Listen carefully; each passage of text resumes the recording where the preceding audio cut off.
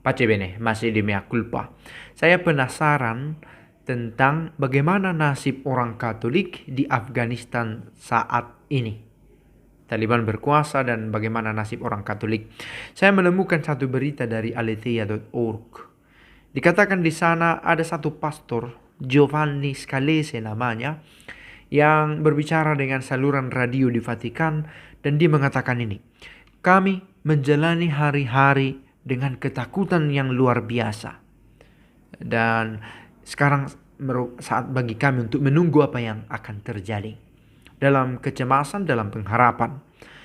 Siapa itu Pastor Giovanni Scalese? Pastor ini bertanggung jawab atas misi gereja Katolik di Afghanistan. Ada misi di sana yang disebut misi sui iuris, dengan hukumnya, dengan hukum-hukumnya, yang langsung bertanggung jawab kepada tahta suci Vatikan. Jadi kita tidak berpikir bahwa gereja di sana sudah terstruktur dengan baik. Ada stasi, ada paroki, ada keuskupan, lalu beberapa keuskupan di bawah satu kepemimpinan konferensi. Tidak persis begitu. Ada satu missio sui iuris Afganistaniensis, kurang lebih itu namanya. Satu misi khusus dari gereja yang bertanggung jawab langsung kepada tahta suci tentang pemeliharaan iman Katolik di sana dan misi-misi yang bisa dilakukan, kesehatan, kemanusiaan, hal-hal lain menyangkut karitas. Lalu dalam wawancara dengan Radio Vatikana pada hari Sabtu dikatakan pada tanggal sekitar 14 Agustus, Pastor Giovanni berkata begini, seruan saya kepada para pendengar radio tempat dia bicara itu adalah berdoalah untuk Afghanistan. Terima kasih. Itu dikatakan oleh Pastor Giovanni Scalese. Saya pikir, ya karena kita jauh dari sana, tidak langsung kita alami bagaimana kecemasan, bagaimana ketidakpastian yang dihadapi, maka kita mungkin ya tidak begitu merasakan situasi atmosfer ketakutan itu. Tapi saya pikir umat Katolik di sana, umat Katolik memang tidak banyak, tapi karya-karya di sana bisa menjadi terancam karena situasi politik yang tidak pasti. Kehadiran Kristen di Afghanistan kembali ke gereja timur, tetapi hari ini sangat kecil. Artinya bagian dari dekat dengan gereja Katolik Timur, dan sekarang ini semakin kecil dikatakan. Umat Katolik mungkin hanya berjumlah ratusan. Dan memang di negara itu sendiri agama Islam adalah yang mayor. Dan saya membaca satu informasi yang lain dikatakan bahwa di lingkungan pemerintahan hak-hak politik seorang Kristen itu dibatasi, dan untuk menjadi seorang presiden tidak ada peluang bagi orang yang non muslim. Itu diaturkan secara langsung, dan tentu kita jauh lebih baik di negara kita dalam hal tidak ada pembatasan, sekalipun ya kita bicara hal-hal menyangkut administratif legalistik secara hukum, tetapi de facto bisa saja sulit bagi seorang Kristen untuk terlibat di politik, memiliki suara yang benar nyaring di publik. Ya.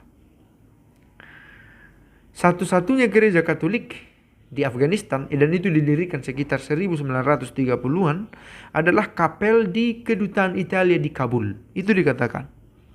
Kalau ada informasi lain yang rasanya lebih akurat bisa bagikan di sini. Dan ada pastor di sana yang biasa dikatakan Bernabit, sudah tiba pada tahun 1922. 1930-an didirikan kapel, dan kapel itu ada di kedutaan Italia di Kabul. Tahun 2002, Paus Yohanes Paulus II mendirikan misi sui iuris, yang tadi kita katakan misi khusus gereja Katolik di tengah orang Afghanistan.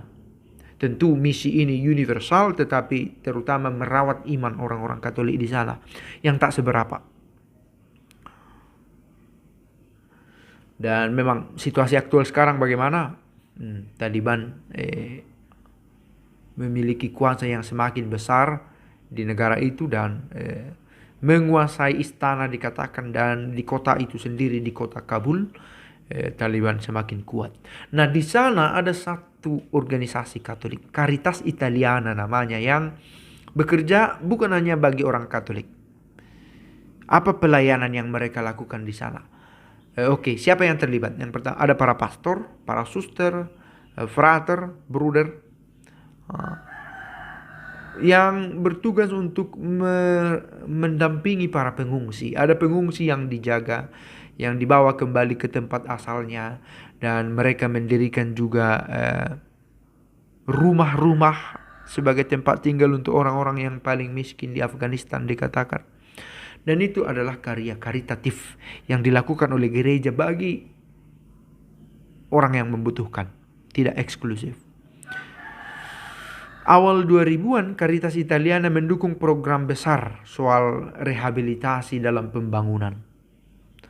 Pembangunan sekolah dikatakan juga. Ada 4 sekolah yang dibangun oleh Caritas Italiana ini, memulangkan 483 pengungsi, dan mendirikan seratusan rumah tradisional untuk para tunawisma. Dan saya pikir informasi ini mengingatkan kita akan beberapa hal. Pertama, kita bersyukur kita berada di negara yang boleh saja menurut kita belum sampai pada titik terbaiknya, tetapi kita bisa nikmati, kita bisa tinggal di sini tanpa ancaman seperti yang dialami oleh umat di Afghanistan sana. Itu yang pertama. Yang kedua, gereja hadir, umat Katolik hadir di tempat di mana mereka berada sebagai pembawa karya karitatif,